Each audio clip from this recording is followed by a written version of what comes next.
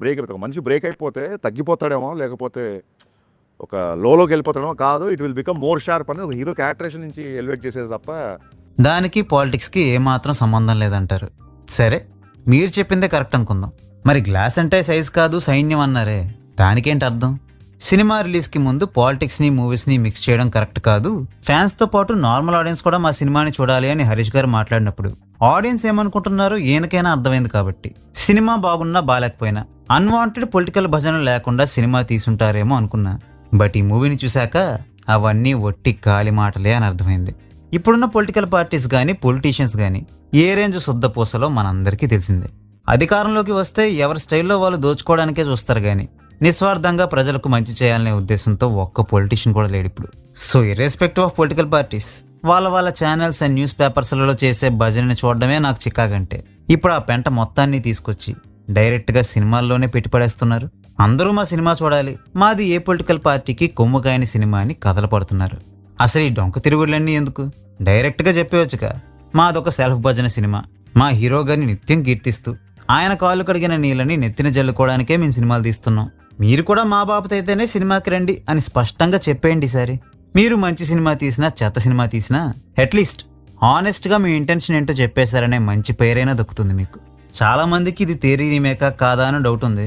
క్లారిటీగా చెప్పాలంటే తేరీకి ఉస్తాద్కి కొన్ని సిమిలారిటీస్ ఉన్నాయి కానీ మరీ మక్కి దించేసిన రీమేక్ అయితే ఇది కాదు. అలా అని ఈ సినిమాలో కాస్తైనా కొత్తదనం అంటూ ఉందా అంటే అది లేదు. హీరో చిన్నప్పటి నుంచే అన్యాయాలను ఎదిరిస్తుంటాడు, ఆడపిల్లల్ని రక్షిస్తుంటాడు, ఎంతమంది వచ్చినా కుమ్మేస్తుంటాడు, పెద్దయ్యాక ఐపీఎస్ ఆఫీసర్ కూడా అవుతాడు. కానీ ఒక ఐపీఎస్ ఆఫీసర్కి ఉండాల్సిన హుందాతనం కానీ డిసిప్లైన్ కానీ మచ్చుకి కూడా అతనిలో కనబడదు. సర్వీస్ రివాల్వర్లో బుల్లెట్స్ని ఇష్టం వచ్చినట్టు ఎక్కడ పడితే అక్కడ పిచ్చిగా వాడేస్తుంటాడు. ఆల్మోస్ట్ ఒక రౌడీ మాదిరిగానే బిహేవ్ చేస్తుంటాడు.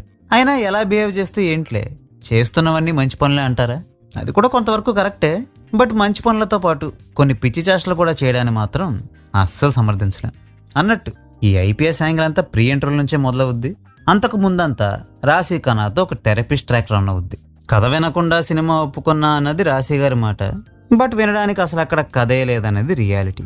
పోనీ ఈ సోదిలో ట్రాక్ అయిపోయాక జూమ్ కరో అంటూ మన హీరో గారి అసలు ఐడెంటిటీని రివీల్ చేశాకైనా మూవీ గాడిన పడిందా అంటే అది లేదు.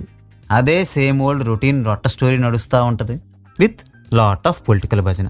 ఇక సెకండ్ హాఫ్లో శ్రీనీలి గారు చేసిన లీలా క్యారెక్టర్ యొక్క ట్రాక్ కూడా స్టార్ట్ అవుద్ది. జీవితంలో ఒక్క మంచి క్యారెక్టర్ కూడా చేయకూడదనే ఆమె అంబిషన్కి 100% న్యాయం చేకూర్చే విధంగా ఆ ట్రాక్ సాగుతుంది.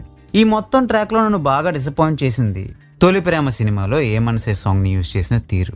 క్లాసీగా కనపడే కీర్తిరెడ్డి ప్లేస్లో క్రింజ్ లీలా గారిని పెట్టి, సినిమాల మీద ఆసక్తి కలిగిన పీకే ప్లేస్లో సెల్ఫ్ భజన చేసుకోవడం కోసం సినిమాలు చేసే పీకే గారిని పెట్టి ఒక మంచి సాంగ్ని కంప్లీట్గా కూనీ చేసి పడేశారు.